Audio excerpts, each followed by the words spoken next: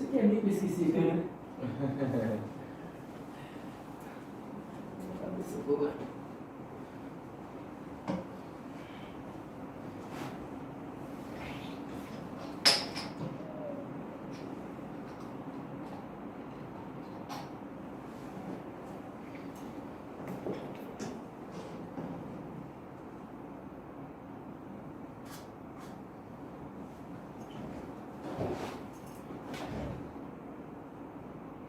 Esqueci do microfone, né?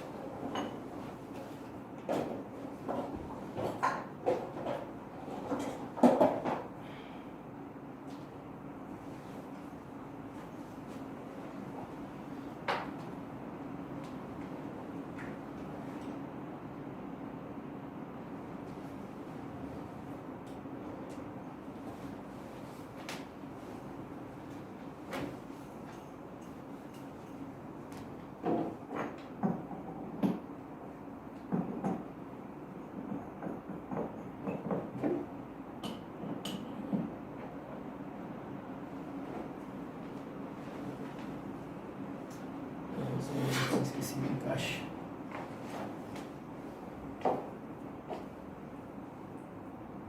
É só iniciar aqui, né? Isso.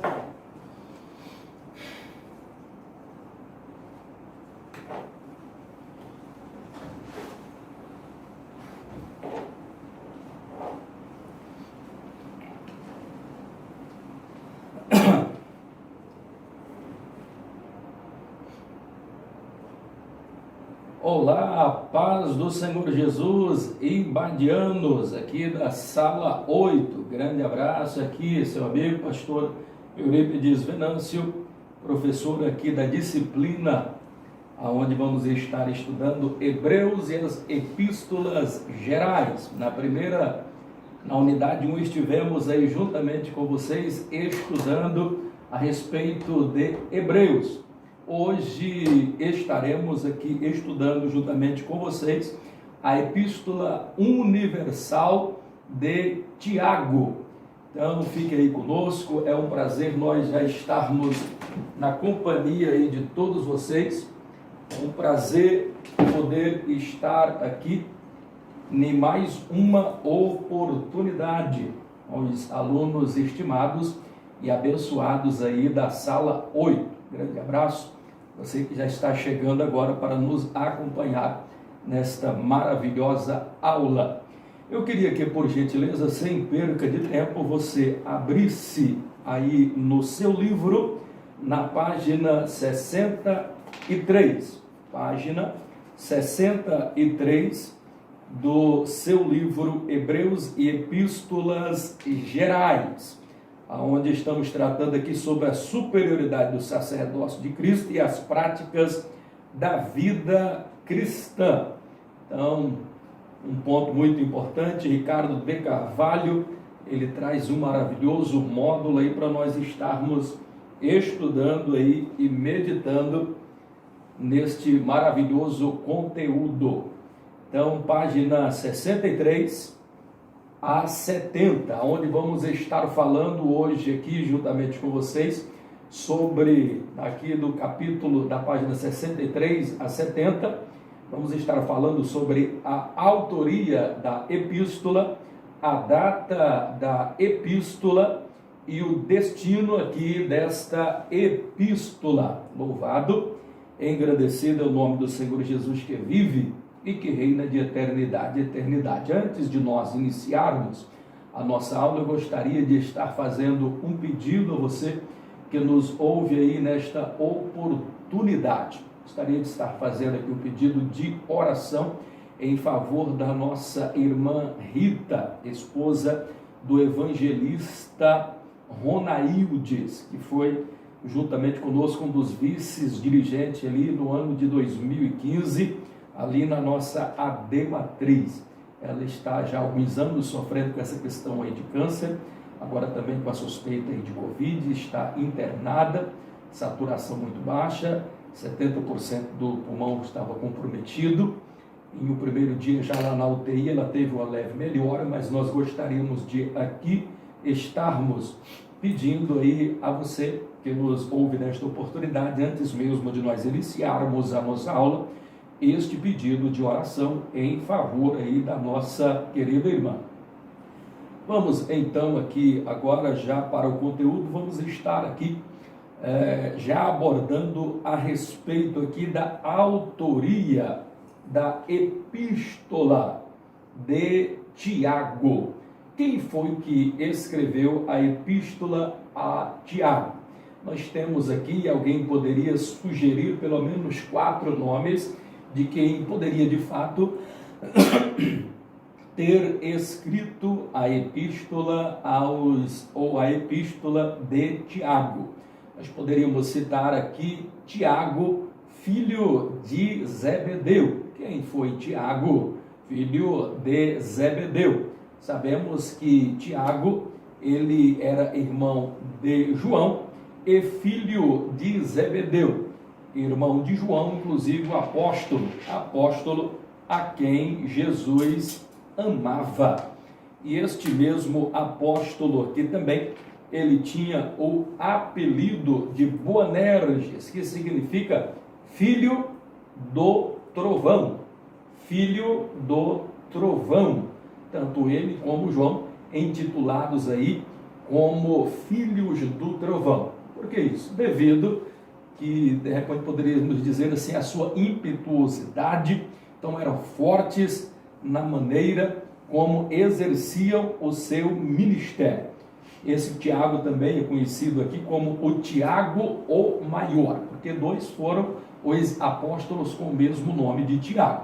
Aí você poderia me perguntar nesta oportunidade, pastor Eurípides, então fora, na verdade, esse Tiago aqui, filho do trovão, Tiago Boanerges, o Tiago o Maior, quem escrevera e fora o autor aqui da epístola que leva esse nome de Tiago, nós dizemos que essa análise não devemos nem considerar como uma análise ainda que hipotética. Por quê? Esse nome ele já está descartado, primeiro, porque, na verdade, Tiago, ele faleceu, nós sabemos muito bem, fora morto por amando de Herodes Agripa I, por volta do ano 40 depois de Cristo. Então, só por esta data e por sabermos que ele morreu nesta data, no ano 40 depois de Cristo, obviamente já o exclui da possibilidade de, porventura, ele ter escrito esta epístola. Por quê? Porque nesta época, no ano 40 depois de Cristo, nenhum ainda dos livros do Novo Testamento ainda haviam sido escritos. Por lógica de dedução, saber-se-ia que não teria probabilidade nenhuma de Tiago, o Maior, o filho do trovão, Tiago Boanerges, ter escrito aí o livro que recebe o nome de Epístola de Tiago. É uma epístola universal. Por que é uma epístola universal? Porque ela não direciona apenas a uma pessoa, a uma nação. Ela fala que, e ela já vai dizer que é as 12 tribos de Israel que se encontram na dispersão, ou seja, na diáspora, afastados em várias regiões, em vários estados, em vários países, nos lugares mais longínquos. Então significa dizer que ela é universal para os judeus cristãos e para todos nós também, quer seja ímpio, quer seja converso ou não, ela alcança todas as pessoas. A universalidade dela é grande, é uma epístola muito prática. Se nós fôssemos aqui analisar, era como que se fosse no Velho Testamento o livro de Provérbios. O livro de Provérbios, como todos vocês sabem, é um livro extremamente prático. Extremamente prático também é o livro aqui de Tiago. A sua praticidade é muito importante. Ele utiliza figuras de linguagem, recursos pedagógicos que se tornam muito práticos para nós entendermos e compreendermos na prática, porque o Evangelho, na verdade, deve ser exercido na prática. Se não vejamos, uma segunda hipótese de quem poderia ter escrito aqui o livro de Tiago. Poderíamos aqui citar Tiago Alfeu. E quem foi Tiago Alfeu?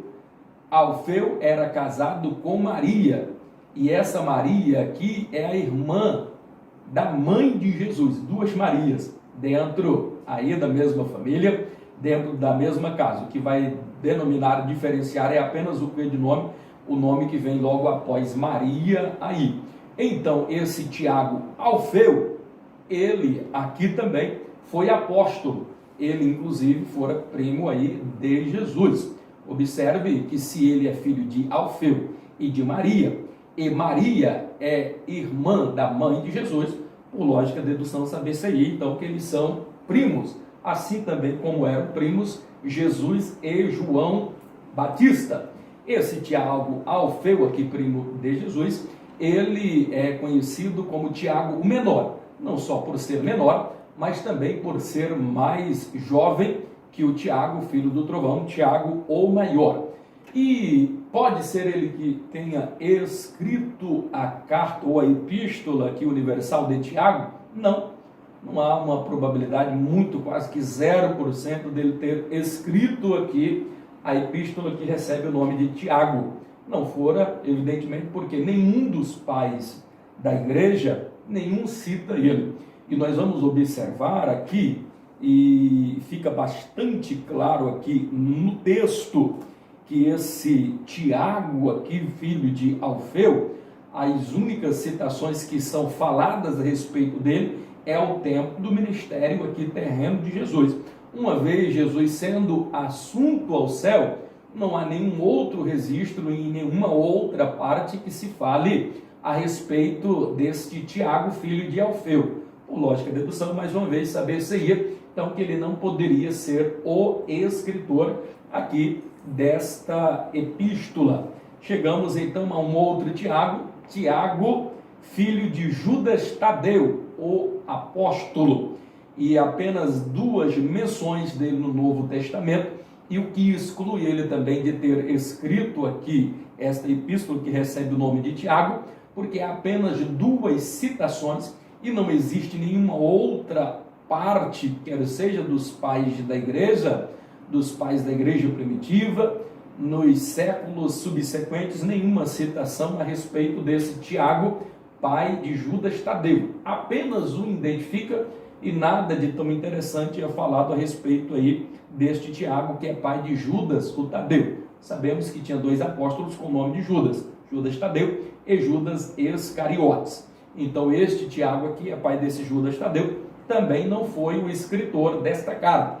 Por último, e existe aqui quase que, em geral, uma unanimidade de que fora Tiago, o irmão, meio-irmão de Jesus, quem escrevera esta epístola que recebe, por conseguinte, o seu nome, Epístola de Tiago, às 12 tribos dispersas de Israel.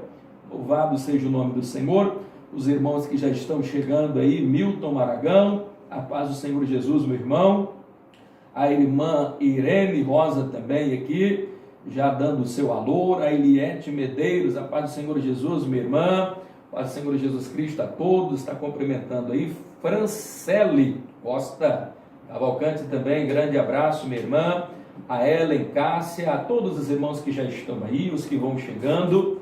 Deus em Cristo Jesus os abençoe. Se porventura vocês também tiverem aí alguma pergunta, um questionamento a fazer, pode fazer aí no nosso bate-papo, e daqui para o final nós vamos estar lendo e respondendo aí algumas dúvidas que porventura vocês tenham a respeito aí dessa questão. Pois bem, passamos aqui por 3 Tiagos, chegamos agora à quarta e última opção, e por conseguinte existe aqui uma unanimidade de que fora este Tiago quem escrevera a epístola que recebe o seu nome, e algumas razões são muito lógicas para isso. Poderíamos citar várias delas. Alguém pode até arrazoar, mas Tiago, durante o ministério do seu irmão Jesus, ele muito pouco aparece, porque na verdade ele era tido como que meio que incrédulo ou incrédulo ao tempo que Jesus palmilhou, andou aqui por esta terra. Seu meu irmão e provavelmente os outros irmãos também eram meio céticos com relação a isso. Ora, mas como pode ser isso? Eles conviviam com Jesus o tempo todo e Jesus ora e disse assim: olha, eu sou o Salvador do mundo, eu sou o Deus. Então eles estavam querendo ver para crer. Em nenhum momento a sua mãe, a mãe de Jesus, Maria, duvidou. Em nenhum momento José duvidou. Mais vezes por outra, os seus irmãos, quem sabe os seus parentes, queriam duvidar. Mas o importante sobre essa questão é que Tiago ele tinha uma índole muito boa e diz que era uma pessoa extremamente carismática e bondosa. Um pouco cético, sim, um pouco incrédulo, sim, mas quando Jesus é assunto ao céu, em que Jesus, agora depois de todas as provas visíveis e invisíveis, ele passa a crer. Nós somos informados em João 7,25 que ele havia e ele era incrédulo, mas somos informados também e vemos depois disso daí, inclusive de relatos, pais da igreja, outros relatos aí, nos dão conta, e o próprio livro que ele escreve vai demonstrar a sua conversão. Inclusive ele era um dos que estavam no cenáculo aguardando a descida, a promessa da vinda do Consolador, o Espírito Santo, que culminou naquele movimento tão glorioso que estendeu-se para nós até os dias de hoje, que é o movimento pentecostal, oriundo e defendido pelo montanismo, por Tertuliano e vários outros aí ao longo da história. Depois chega na Rua Azusa, chega no Brasil, hoje é onde é a maior nação pentecostal. Então, esse Tiago aqui, esse Tiago, o irmão de Jesus, ele estava aguardando ali a promessa. E quando vem esse Espírito Santo ali, era um dos que estava ali também. Ele era um dos que estava reunidos também, por ocasião, quando Jesus aparece. E Jesus ele apareceu em várias situações. Podemos dizer que ele apareceu para mais de 600 pessoas, entre mulheres, curiosos, várias outras pessoas puderam visualizar Jesus depois da sua assunção ao céu. A diferença é que Jesus agora vem em espírito, em um corpo glorioso, haja vista que ele atravessa as paredes ali do cenáculo. Conhecemos e vemos a história onde inclusive Tomé vai pedir para colocar o dedo ali nas suas feridas, porque era algo assim extraordinário. Diante de tantas provas, diante de tantos fatos concretos e contra fatos não há argumentos, não restou nada ou nenhuma outra opção que senão a de defender, de crer e defender com unhas e dentes o ministério do seu irmão Jesus, que na verdade era o próprio Deus encarnado, que esvaziou-se da sua glória, veio a esse mundo e por nós, para a remissão dos nossos pecados, foi ele morto e crucificado ali na cruz do Calvário. Louvado, engrandecido é o nome do Senhor Jesus, que vive e que reina para todo sempre. Que outras informações temos a respeito desse Tiago, escritor desta epístola aqui? Primeiro, ele se tornou um grande líder, um dos maiores líderes cristãos, inclusive fora ele o pastor que dirigiu a igreja que estava em Jerusalém. Olha só, que coisa maravilhosa, que feito esse tão extraordinário, aquele que outrora incrédulo, aquele que outrora duvidando, agora acreditando no senhorio de Cristo. E isto é tão verdade, nós observamos em várias outras passagens, e inclusive ao longo também dos outros achados bíblicos de Paulo, como o que a gente pode observar lá em Atos, no capítulo de número 15, quem estava presidindo ali aquele grande concílio. E diga-se de passagem, nesse concílio tratou-se de muitas coisas importantes, E o pastor, o líder ali daquele concílio em Jerusalém, era Tiago, o irmão de Jesus. E nesse concílio, dentre várias outras coisas, tratou-se, por exemplo, a questão de que os judeus, que eram judeus, tinham o direito e poderiam continuar com a prática, por exemplo, da circuncisão e demais outras guardas de outras questões. Ao passo que os ímpios conversos que aceitassem a Cristo como Salvador, a doutrina cristã, esses, se quisessem, poderiam também perfeitamente circuncidar, mas era facultado a eles o direito, o livre-arbítrio de assim o recusar e ainda assim continuarem tendo o direito de serem chamados cristãos, porque para isso Jesus assim veio, para buscar aqueles que se haviam perdido. Ele não veio para os sãos, ele veio para os enfermos e os doentes. Muitos foram aqueles que o rejeitaram, mas louvado e engrandecido seja o nome do Senhor, que a todos quantos o receberem, dá a nós o direito de sermos chamados agora filhos de Deus. Louvado e engrandecido é o nome do Senhor Jesus, que vive e que reina de eternidade em eternidade. Quando eu falo a respeito aqui da conversão deste Tiago, é importante nós enfatizarmos que essa conversão ela foi realmente muito forte, muito presente. A gente vai observar, inclusive, este fato, a humildade aqui de João, ela é tão marcante, ela é tão notória, que a gente vai observar aqui algo bastante interessante.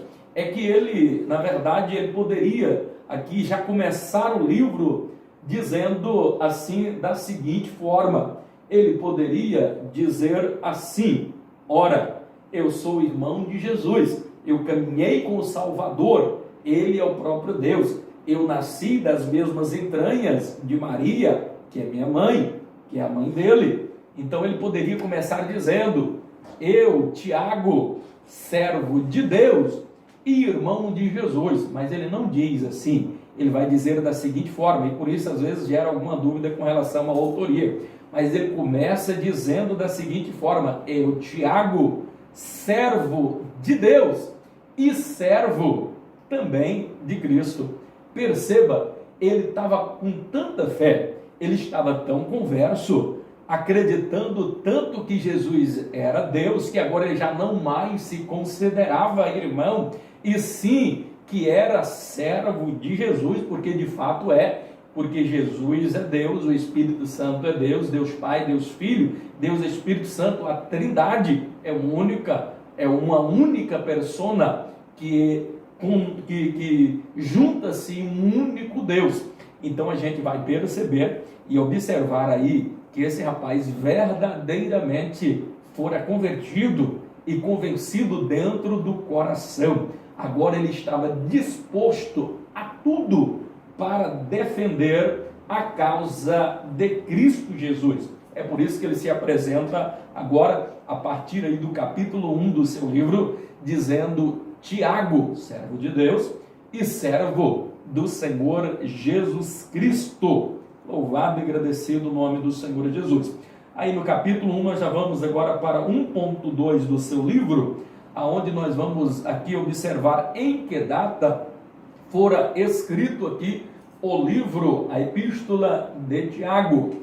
Esta epístola, ela fora escrita, ou aqui é defendido uma data em que provavelmente ela fora escrita. Então a data aqui apresentada, ela corresponde do ano 45 a 62 depois de Cristo. Sobre essa questão e essa probabilidade dela ter sido escrita entre 45 e 62 depois de Cristo, vale-se dizer, importante ressaltar aqui, que tem duas teses que defende. A primeira defende que fora escrita esta epístola entre os anos 45 a 47 depois de Cristo. E são argumentos, inclusive, muito fortes, bastante plausíveis e razoáveis, de que eu acredito que tenha sido realmente, eu sou de particular interpretação, de que fora de fato escrito no ano 42 a 47 depois de Cristo. Por quê? Assim, porque quem acredita nessa tese, ele vai defender que aconteceu algo muito importante, que eu acabei de falar agora há pouco, lá em Atos 15, fala do concílio que houve em Jerusalém. E percebam que aqui no livro de Tiago, esse fato do concílio ter acontecido em Jerusalém, e esse concílio aconteceu por volta do ano 49 depois de Cristo. Se o concílio foi no ano 49, não havia uma análise ainda aqui hipotética de Tiago, por exemplo, não ter citado o encontro dele com Paulo, porque o encontro de Tiago acontece aí, é registrado em Atos 15, vai acontecer exatamente aqui nesse concílio. Então, se ele não registra esse encontro com Paulo, ele não registra um fator tão marcante para a cristandade como o concílio ali de Jerusalém, em temas tão urgentes que foram ali abordados e tratados por lógica de dedução. Então, eles concluem, esses defensores aqui dessa tese, de que Tiago não escreveu essa epístola depois do concílio, e sim antes do concílio. E se escreveu antes do concílio, a data mais provável é entre 45 a 47 depois de Cristo. Mas há outros que defendem, por exemplo, de que essa epístola fora escrita exatamente ou logo após o concílio de 49 depois de Cristo, registrado lá em Atos, no capítulo de número 15. E qual a sua fonte de argumentação que eles sustentam para esta data?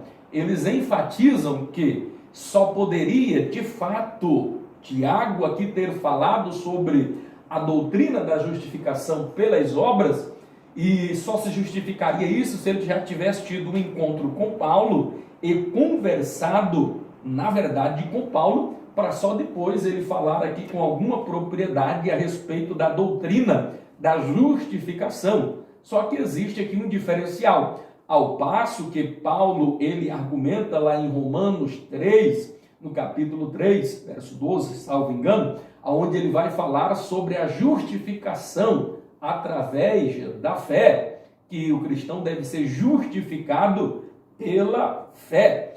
E nós vamos observar que Tiago ele vai falar da justificação pelas obras.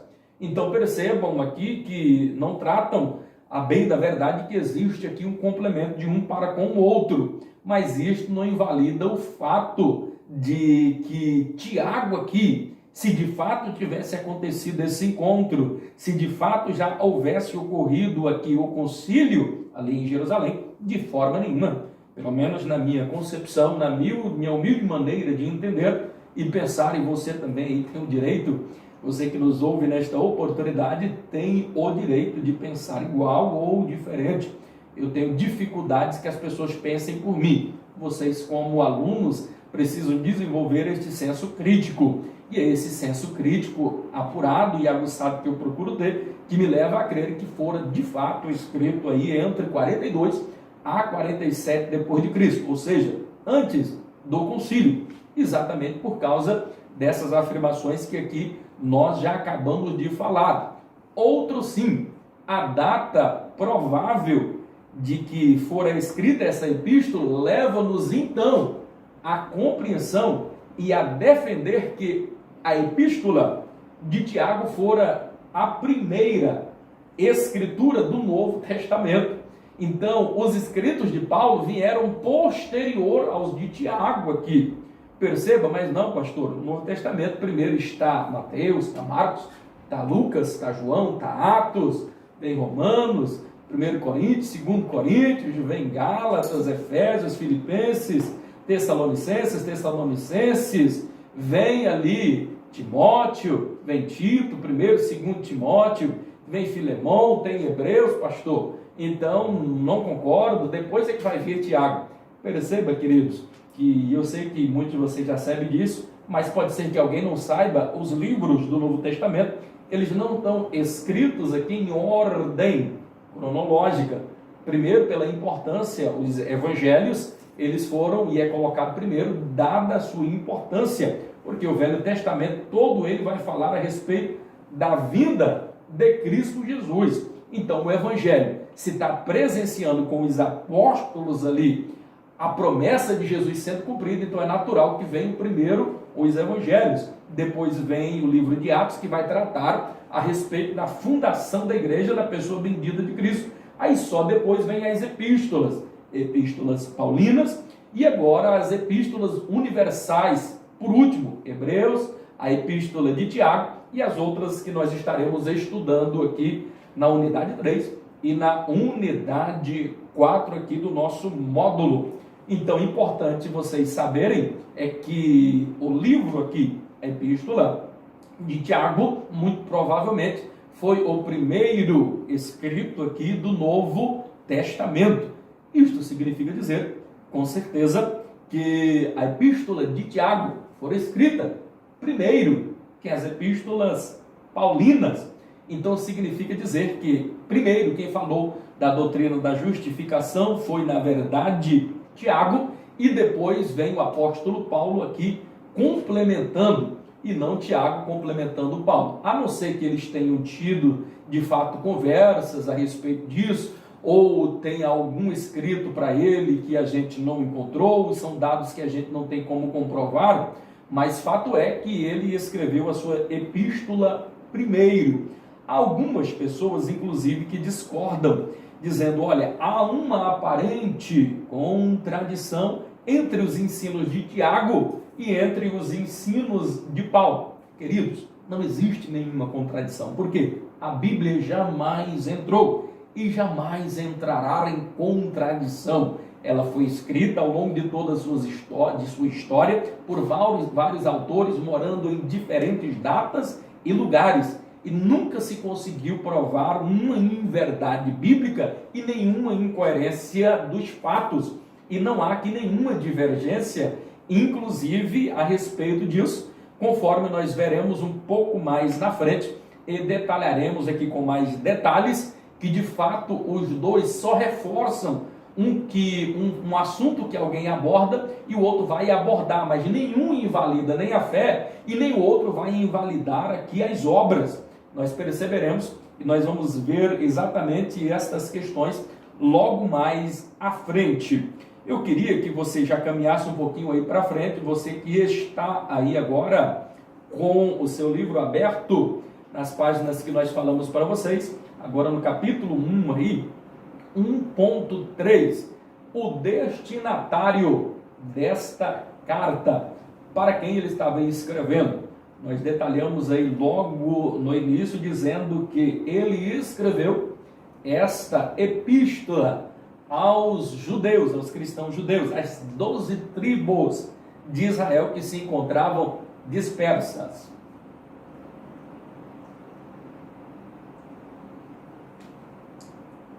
As 12 tribos que encontravam-se dispersas, aos cristãos que estavam nos lugares mais longínquos. E interessante que a finalidade dessa carta e os objetivos que a gente vai estar tratando a partir aqui do capítulo 2, da página 71 e 75, a gente vai entender os objetivos que fora escrita esta carta. No capítulo 1, nós vamos observar aqui um dos motivos que nós já acabamos de mencionar agora há pouco. No capítulo 2 também de Tiago, ele é um divisor de águas, porque você entendendo aqui o capítulo 2 de Tiago, você vai entender muitas coisas. Por exemplo, é no capítulo 2 que ele vai falar a respeito da justificação do crente, a justificação do justo através de suas obras, porque alguns aqui dizem que há divergência ou alguma discrepância com os ensinos paulinos, que não tem nenhuma razão de ser, e falaremos um pouquinho mais sobre isso aqui logo na frente. Mas perceba que no capítulo 2, dentre várias outras coisas, ele vai falar sobre as provações. E por que é que ele fala de provações? Porque esses judeus que estavam dispersos, havia um motivo. havia uma razão e o porquê de que eles estarem dispersos em terras longínquas. Eles estavam fugindo de uma perseguição. Desde a morte de Estevão, que foi ali martirizado, morto ali sobre pedras e porretes, mais precisamente sobre pedras e aos pés ali de Paulo. Paulo consentiu com a morte de Estevão. Depois da morte de Estevão, que foi o primeiro mártir, houve uma grande perseguição e os judeus se dispersaram pelas terras mais longínquas. Então eles estavam fugindo de quê? Da perseguição. E com medo de serem identificados, descobertos, eles ficavam em muitos casos escondidos. Eram crentes à sua maneira, acreditavam em Cristo, mas tinham medo de propagar esta mensagem. Ao passo que os cristãos que saíram de Chipre, que saíram de Cirene e foram para Antioquia, já começaram a ser impactados, inclusive, por palavras assim como esta daqui, encorajadoras deste homem de Deus, que ele fala a respeito dessas provações, e ele demonstra de forma muito simples, prática e direta, a respeito dessas perseguições, que não devemos temê-las, devemos transformar as aparentes perseguições em momentos de triunfo, porque nós triunfaremos aqui sobre as adversidades. Se não, vejamos logo aí no capítulo de número 1, nós vamos observar a respeito disso, 2 e 7, onde vai dizer: meus irmãos, tendes por motivo de grande alegria o passardes por provações, sabendo que a provação da vossa fé, uma vez confirmada, produz perseverança. Olha só, uma vez confirmada, produz perseverança. Ora, a perseverança deve ter em ação completa, para que sejais perfeitos e íntegros e em nada deficientes. Que coisa gloriosa, maravilhosa. Perceberam? Aqui ele já começa no capítulo 2 a mostrar o motivo porque de que ele está escrevendo essa carta aqui também, para animar, para encorajar. Se estavam passando por provações, ele ensina aqui de que forma o crente, de que forma nós poderemos enfrentar as tribulações, as crises e as provações. Então ele já começa dizendo aqui: meus irmãos, tende por motivo de grande alegria o passardes por provações. A primeira lição que esse texto aqui ele já demonstra para nós é a seguinte: é que ser cristão não nos isenta de passarmos por provações. Vou repetir: o fato de nós sermos cristãos não nos isenta de que não iremos passar por provações, por tribulações, por dificuldades. A gente precisa parar com esta bobagem de querer achar, porque algumas igrejas falam de um evangelho barato, um evangelho de homicídio e miojo, esse biotônico de uma bula, de um biotônico fontora, que quando você aceita Jesus, você tem a solução de todos os problemas, que você terá uma vida de mar de rosa, deitará agora em um berço esplêndido, vai ser sombra e água fresca, prosperidade, a rodo, empresa, carro, casa, chave disso, chave daquilo. Todas essas falácias de muitas igrejas neopentecostais que ensinam isso e não tem nenhuma razão de ser, porque o próprio aqui na prática, e é o livro mais prático do Novo Testamento, ele nos ensina, e ele está dizendo que se temos uma certeza, é que passaremos por provações.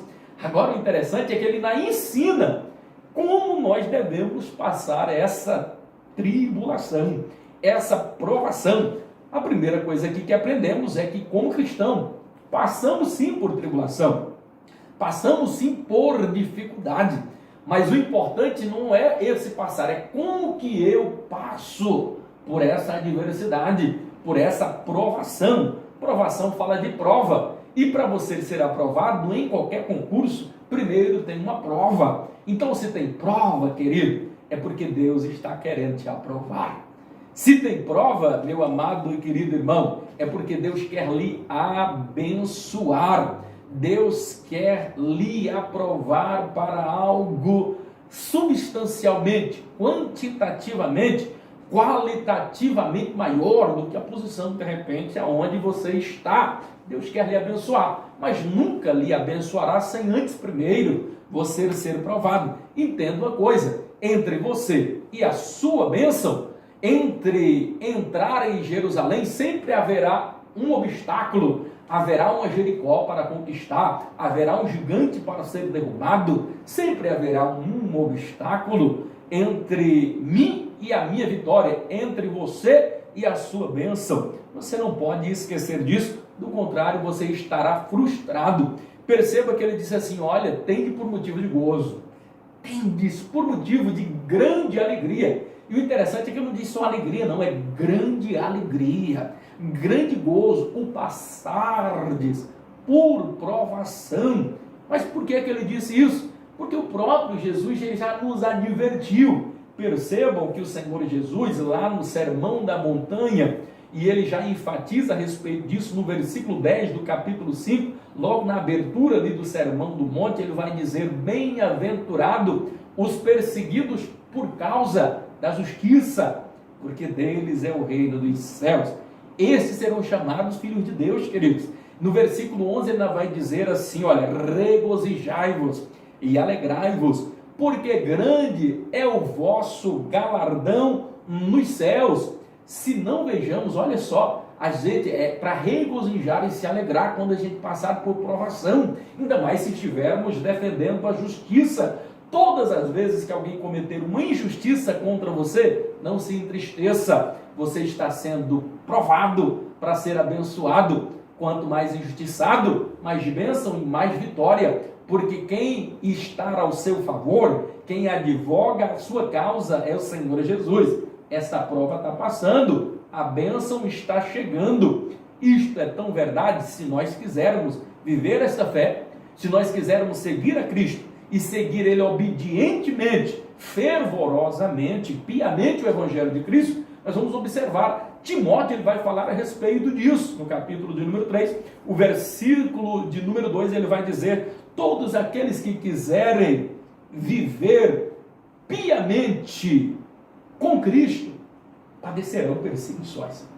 Perceberam? Se você é de Cristo, se você é com Cristo, tenha certeza, você vai padecer alguma perseguição. Mas eu conheço alguém que não passa luta, não passa dificuldade. Irmão, se você conhece alguém assim, alguma coisa está errado.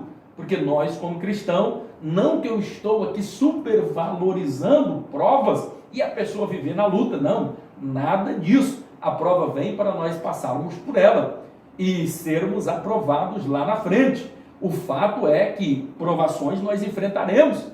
É a Bíblia que está falando. Olha, acabei de ler Timóteo 3,2 para vocês, dizendo: quem quiser viver piamente o Evangelho, quem quiser seguir a Cristo, vai padecer perseguições.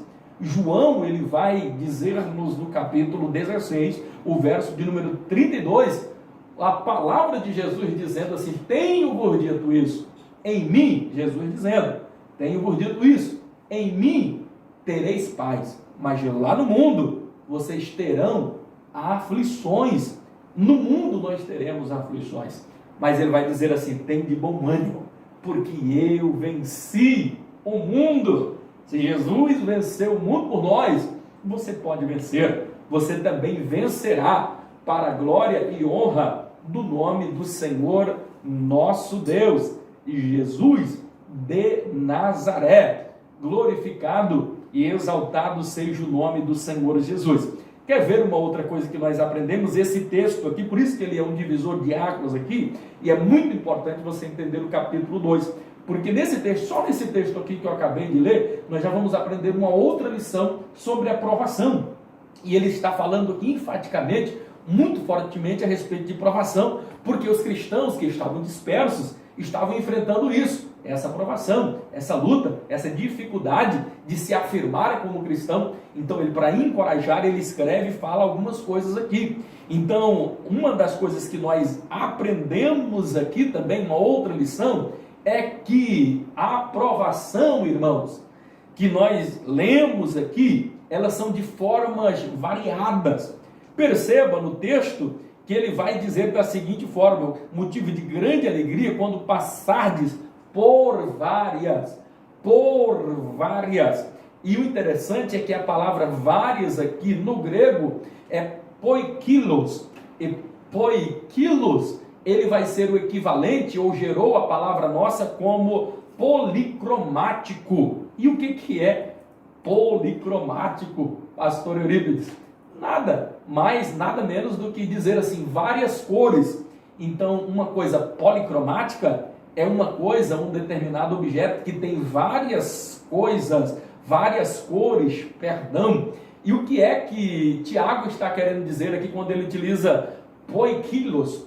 Quando ele diz assim, ele está dizendo, ele está afirmando que na nossa vida as provações, ela tem uma policromia, quer dizer, ela tem várias cores, passando das mais claras às mais escuras. Quer dizer, das mais simples às mais tenebrosas, das mais claras, que a gente consegue enxergar uma luz no fim do túnel, das mais escuras, de um breu terrível, de algo sombrio, devastador, que as trevas querem nos dominar. Então tem provações que são pequenas e outras que são maiores, mas o importante é que Deus jamais deixa chegar alguma tentação, alguma provação sobre nós que nós não tenhamos força para superar. Ele só dará provações com a capacidade que você tem para vencê-la.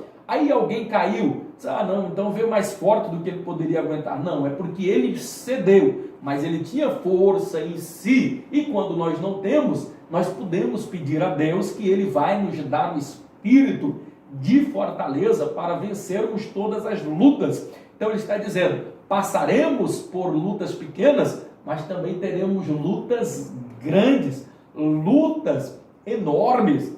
E o pastor Hernando Dias Lopes, ele falando sobre essa questão, ele diz que tem provações que a gente consegue passar por ela como que um jato supersônico, mas já existem outras provações que a gente passa com fusquinha, né? Demora a chegar, como a Kombi demora a chegar. Então é verdade, às vezes na vida nós passamos por uma provação, mas ela é rápida, é pequena, a gente atravessa como que um avião supersônico, mas já vem outras que a gente vai conseguir passar ali com um carro Fórmula 1, outra a gente vai passar com um carro com motor 2.0, outro com 1.0, mas aí já vai ter outras que a gente vai ter que passar por ela com um fusquinha, e tem pior, às vezes a gente vai ter que passar com um jumentinho, e às vezes a gente vai ter que passar a pé, e às vezes tem luta que a gente vai atravessar ela, não é nem caminhando, a gente atravessa se arrastando. O interessante é continuarmos caminhando, continuarmos rompendo, porque essa é uma outra lição que aprendemos inclusive nesse texto. Ora, uma coisa que temos certeza é que passaremos provações. A segunda coisa é que as provações são variadas. Geralmente, às vezes pode até acontecer a mesma prova, mas são de tempestades diferentes, com forças diferentes. Pode até ser parecido o mesmo motivo, pode até ter tempestade, mas tem vários tipos de tempestade, e esse grau de periculosidade e dificuldade é que torna difícil, às vezes, algumas provações que nós passamos. Mas se tem uma coisa maravilhosa aqui que nós precisamos entender, é o fato de Tiago dizer, tem de bom ânimo, tem de alegria, o passardes. Vocês perceberam uma coisa que ele está dizendo, o passardes. Então ele disse passardes e não disse ficardes, porque tem pessoa que ele não quer passar a tribulação, ele quer permanecer, ele quer ficar na tribulação. Pastor, existe alguém em sã consciência que queira permanecer em uma prova? Irmão, por incrível que pareça, parece um contrassenso dizer, mas existem pessoas que tem prazer não em passar pela provação, mas em ficar, em permanecer na provação. Como é isso, pastor? É aquelas pessoas com síndrome de pequenez, aquelas pessoas com síndrome do coitadismo, do vitimismo. Você já ouviu? Tem pessoas que ele tem uma deficiência interior e ele tem uma dificuldade de autoafirmar-se, ele não consegue amar a si próprio, porque para eu amar o meu semelhante, tem pessoas que inclusive amam mais o próximo do que a ele mesmo. Quando é que isso acontece? É quando alguém ama mais uma mulher do que a Deus, é quando alguém ama mais uma mulher, ama mais um homem, ama mais um filho do que a si próprio. Então a Bíblia é bem enfática: amar a Deus sobre todas as coisas e o próximo como a ti mesmo. Então eu só posso amar o próximo se eu amar a mim mesmo. Tem pessoas que amam mais o outro do que a ele próprio, e há outros que têm uma dificuldade tão grande de autoafirmação, o seu intelecto é tão para baixo, a sua autoestima está tão lá embaixo, que a única forma que ele vê de chamar a atenção é quando ele está passando por prova. Você já viu aquele tipo de pessoa que nunca na vida ele sai da prova, irmão? Está toda vida, irmão, ora por mim, porque eu estou passando por luta. A gente que é pastor já aprendeu a identificar. E geralmente esse tipo de pessoa, eles ligam para você de madrugada, em todos os horários, porque não entenderam, inclusive, como nós devemos enfrentar essa provação. Perceba que o apóstolo Paulo, que Tiago, aqui, irmão de Jesus, ele está ensinando exatamente isso, que devemos ficarmos alegres quando passarmos por provações.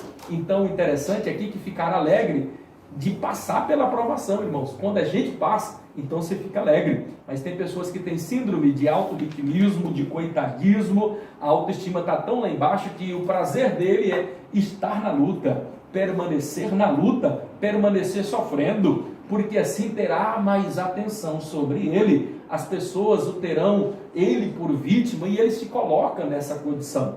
Tenha muito cuidado com essa questão do auto-vitimismo aí, que a gente deve ter bastante cuidado sobre estas questões aí. Eu já finalizei aqui o meu período, ainda tínhamos muitas coisas para nós falarmos aqui, sobretudo sobre a canonicidade aqui da Epístola de Tiago. Não teremos tempo para conjecturar, basta apenas dizer que essa canonicidade aqui ela vai ser diferente daquela que nós analisamos lá em Hebreus. Por quê? Por algumas questões aí, por exemplo, da apostolicidade, da universalidade, dentre outras coisas. Mas a canonicidade dela é aprovada e vaticinada, por exemplo, por vários pais da igreja, como Clemente de Alexandria, por volta de 200 depois de Cristo, onde ele cita essa epístola, onde você vai ouvir, por exemplo, Orígenes defendendo a escritura aqui de Tiago como sendo canônica. Você vai ouvir Eusébio, inclusive, defendendo em vários dos seus textos, dos seus escritos, defendendo aqui a canonicidade dessa epístola. Outros, por exemplo, como Crisóstomo, e já na tradução siríaca, por volta de 407 depois de Cristo aqui, já sendo inserido, inclusive, pela primeira vez aqui nos oráculos santos, como escritura sagrada. Então, não há nenhuma dúvida, nenhuma dificuldade de nós entendermos com relação à canonicidade aqui dessa epístola de Tiago. Não teremos tempo de falar, falamos no capítulo 1, no capítulo 2, tinha algo interessante por demais para falarmos aqui a respeito dessa aparente contradição de apóstolo Paulo e aqui de Tiago, aonde Paulo fala lá em Romanos 3, sobre a questão de que nós somos justificados pela fé e não pelas obras da lei. Ao passo que Tiago vai dizer aqui no capítulo 2, que nós somos justificados pelas obras. Alguém aqui vê uma aparente contradição e eu disse para vocês que não existe contradição nesse ponto de vista. Tiago está apenas complementando o que o apóstolo Paulo falou, possivelmente, quem sabe, ali em uma conversa que porventura possa ter sido antes do concílio ali de Jerusalém, registrado lá em Atos, no capítulo de número 15. Então eles tiveram inclusive uma conversa, mas perceba que inclusive Tiago é o que mais fala sobre fé, a importância da fé. Inclusive ele vai dizer que é importante a justificação através das obras e não tão somente pela fé. Ora, então ele está dizendo que somos justificados sim, pela fé. mas somos justificados também pelas obras. Ele só está complementando o pequeno vácuo que ficou. E quando o apóstolo Paulo ele fala aqui que somos justificados pela fé e não pelas obras da carne, perceba que ele está falando de obras no sentido de carne e não das obras fruto do Espírito Santo. E a obra aqui que está enfatizando aqui Tiago é as obras, o fruto do Espírito Santo. E o fruto do Espírito Santo é o responsável, inclusive pela nossa salvação.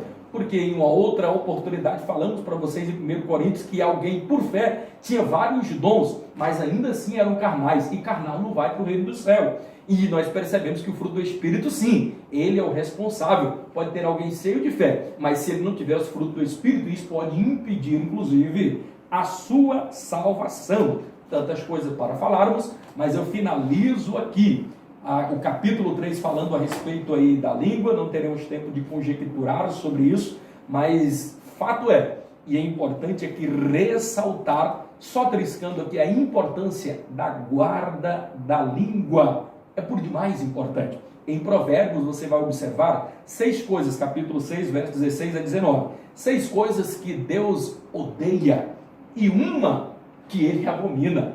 E dessas 6 coisas, na verdade 7 coisas, 3 delas, 2 têm a ver que Deus odeia e a última que Deus abomina tem a ver inclusive com a língua. Perceberam? E a última é o que semeia contenda entre irmãos. Isso Deus abomina. Tem a ver inclusive com a língua. Alguém disse assim, olha, mas eu falo a verdade. E quem fala a verdade não merece castigo. Queridos, finalizo aqui dizendo, existem verdades que nem ditas deveriam ter sido. E para ser dita tem um momento certo, tem um momento oportuno, como nos diz em Provérbios, no capítulo de número 25 e 11, como maçã de ouro em salva de prata, é a palavra dita ao seu tempo. Então guarde a língua, porque a morte e a vida vai estar residindo aí no poder da língua. Capítulo 4, o que é de mais importante você analisar, e no finalzinho ele vai finalizar dizendo, no capítulo 5 aqui de Tiago, e o verso 20 ele vai finalizar, e eu termino aqui, que a coisa mais importante é você desviar um pecador do erro. Então se tem uma coisa linda aqui na epístola de Tiago, é essa praticidade.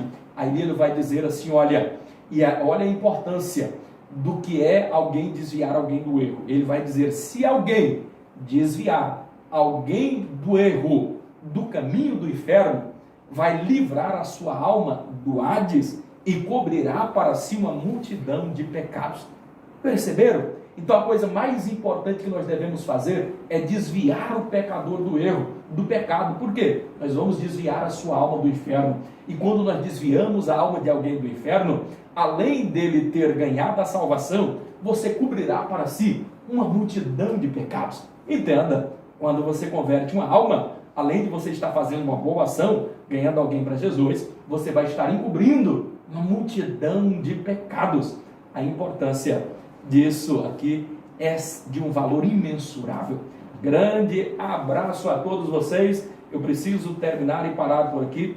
Deus em Cristo Jesus vos abençoe. Um grande abraço a todos os nossos irmãos, ao pastor Paulo Rodrigo, ao Mateus Rocha, coordenador ali da região sul, a todos os irmãos que aqui estão, pastor Marcos Lauro, que já está para me expulsar aqui e me tirar a pontapés aqui para iniciar a aula dele, que eu estou tomando um tempo aqui precioso. Grande abraço a todos, a paz do Senhor Jesus.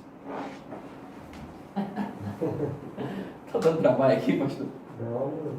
Deu uma atrasadinha aqui para iniciar. Posso parar mesmo? Acelerado, mas concluir. O tempo é curto demais, né?